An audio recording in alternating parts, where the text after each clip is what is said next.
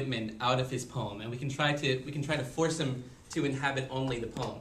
But he gives us important symbols by which to signify his constant physical presence and his inextricability within the like from the poem, but also the way in which he also exists outside of it at the same time. So you have chiefly among those things, you have the picture of him, the frontispiece that comes at the beginning of the first edition of Leaves of Grass, and the fact that we can often take that to say, oh, he's representing himself not as a poet, but he's a human being, regular guy. But at the same time, he's using that as an important way to reveal his physical presence within the poetry.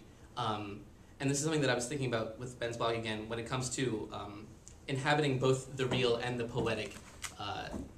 Whitman is sort of an exceptional poet in which, rather than being like the poet inside the poem, he is a man who also happens to be the consummate poet, which is different in terms of like trying to decide where the voice lies, because you can't just say that it's a voice, but it's not him. It must be him, and he tells us that it is with the picture and with the copyright even, and later on in later editions with his big flourishing signature. And by naming himself, and this is something what we were talking about. Yeah. Yeah, naming himself within the poem. Yeah, especially importantly. Yeah. Who wants to